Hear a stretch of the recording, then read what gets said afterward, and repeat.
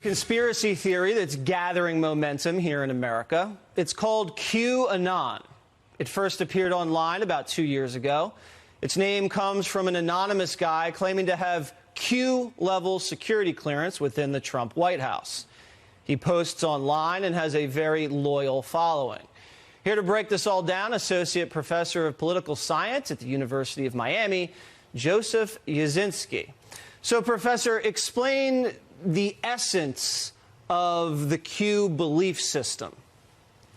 So this conspiracy theory started about 2 years ago on a dark website called 4chan, where people can post anonymously. And someone started posting under the name Q, and they claimed to have secret insider knowledge about a battle that was going on between Donald Trump against the deep state.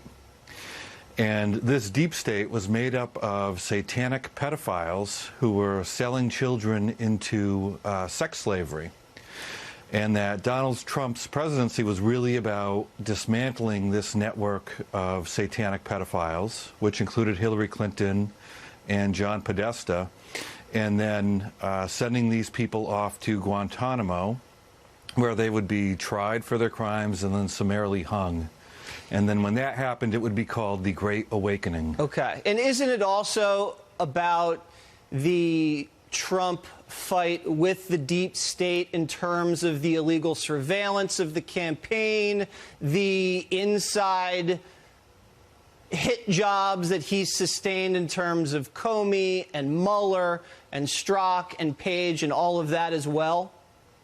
So there are many, many facets to this conspiracy theory, and one way to think about it is that it's a meta conspiracy theory where there are just lots of different conspiracy theories weaved together. So part of it was that Trump was really working with Mueller to fight the deep state. Some of it was about things that the deep state were doing to stop Trump.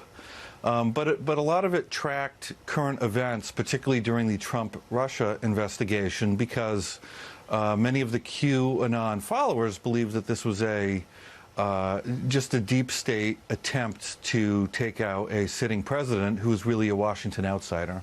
Okay.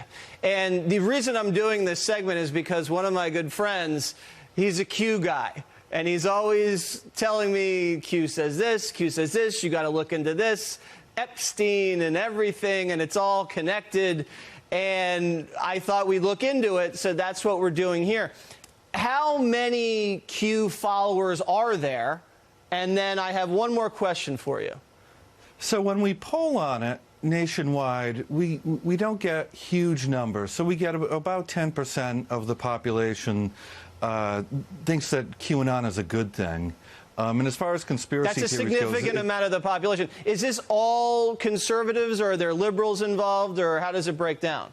It's both, and a lot of people assume that it's a far right-wing conspiracy theory when, in fact, there isn't anything particularly Republican or conservative about the people that Right. follow it. And then lastly, is Q Trump himself?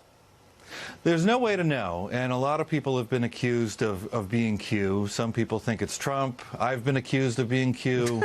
There's been a whole bunch of people who've been accused of being Q, but it's not me, and I doubt it's Trump. Okay. All right, Professor, thank you very much. Thank you. Up next, a private investor